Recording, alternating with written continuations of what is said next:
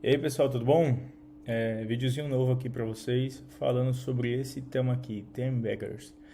Não sei se você conhece esse termo, é um termo que foi conhecido aí, falado pela primeira vez até onde eu sei, no livro do Peter Lynch, né?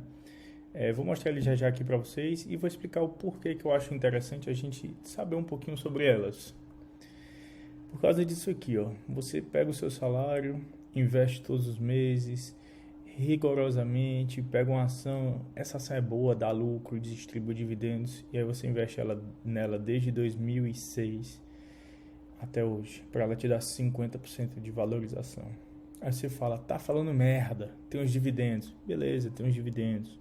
Soma aí, reinveste os dividendos. Será que isso teria sido uma valorização boa? Na Itaúsa eu acredito que sim, mas tem muita ação grande que ela não multiplica de valor, sabe, como as outras.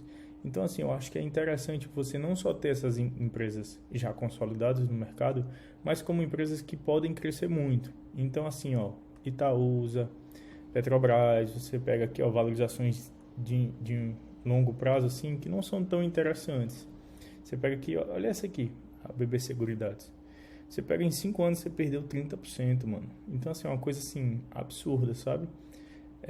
Claro que não é o segredo, claro que não é porque eu estou falando isso que essas três empresas aqui que eu coloquei de exemplo são ruins, mas eu acho que você pode aumentar um pouco o seu portfólio e colocar empresas que quando elas dão certo, elas têm uma alta performance de valorização, porque elas são empresas de capital de mercado pequenas e que elas podem valorizar muito, entendeu? Então uma Petrobras da vida como essa, ela vale 350 bilhões. Para uma empresa dessa dobrar de valor é muito difícil, sabe?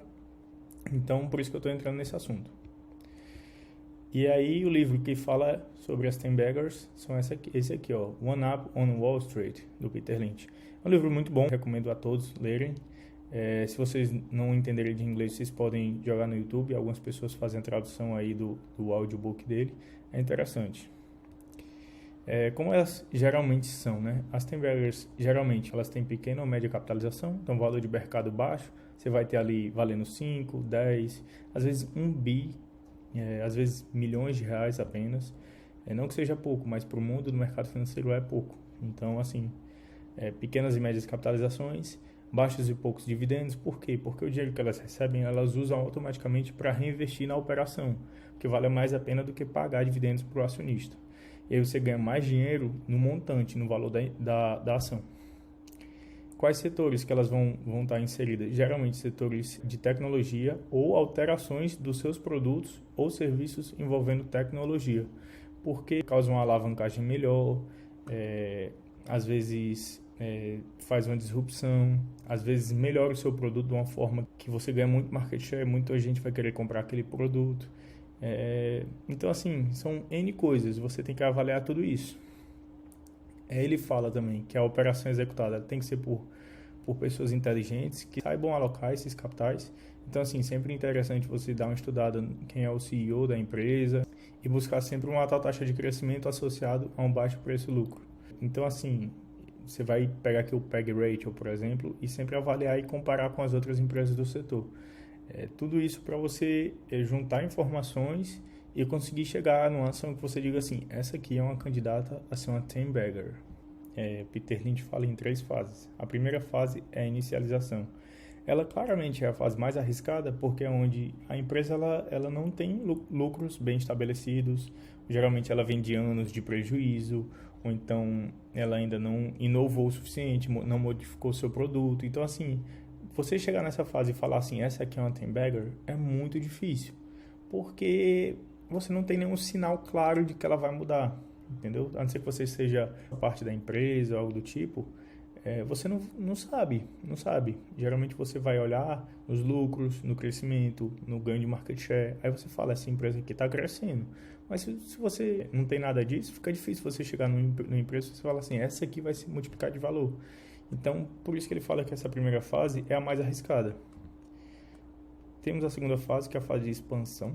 Essa fase é a fase mais fácil de você chegar numa empresa e você dizer assim, essa empresa assim, aqui é uma 10 bagger. Por quê? Porque ela geralmente ela já valorizou, ela já entregou o resultado e ela continua melhorando os trimestres pós-trimestres que ela manda. Então, assim, A cada resultado que ela solta é um lucro maior, é uma margem maior, é uma expansão. Então, assim, aqui fica mais fácil você reconhecer. E ele fala que aqui é a fase mais segura e é a fase que você ganha mais dinheiro.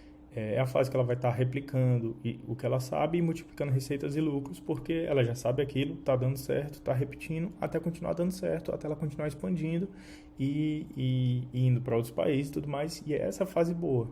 A terceira fase você vai ver o problema. Por quê? Porque expandiu, o mercado chegou aqui, opa, aqui você não consegue, aqui você não passa, aqui você tem que modificar.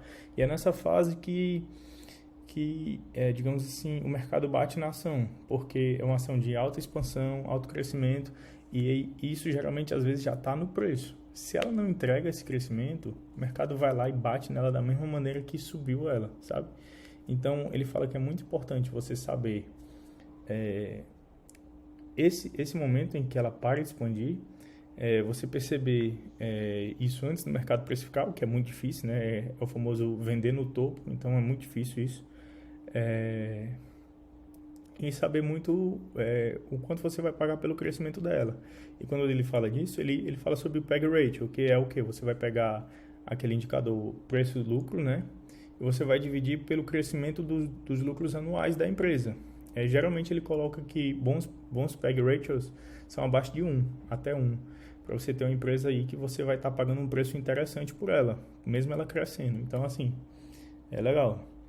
Em alguns casos você vai encontrar casos de PEG Ratios iguais, né?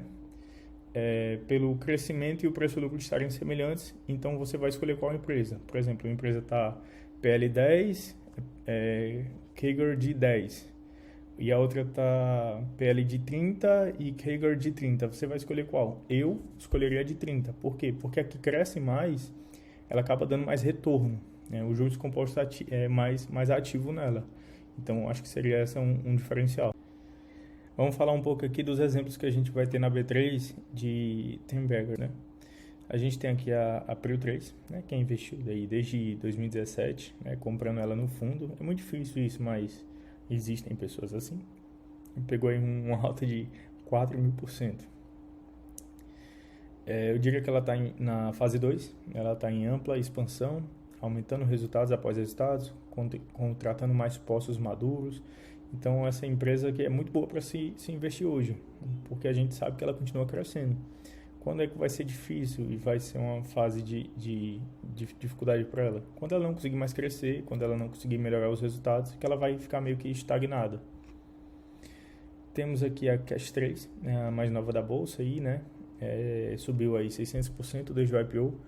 E aí, qual foi o problema da Cash 3? Eu diria que não foi nenhuma falta de expansão. Eu diria que a Cash 3 subiu muito pelo FOMO. As pessoas estavam com medo de estar de fora de um ativo que estava subindo muito e começaram a comprar desenfreadamente, sendo que a empresa não estava entregando de fato esse crescimento. Quer dizer que a Cash 3 não cresceu? Ela cresceu muito. Eu acho que a receita dela subiu aí coisa de 90% no último trimestre. Mas ela não cresceu para entregar uma valorização de 600%. E aí o que aconteceu depois? Uma queda de 70% do valor de mercado dela. Isso é possível prever? Eu diria que não. Eu diria assim que é muito difícil você chegar no topo e dizer assim, é aqui que eu vou ter que vender a ação.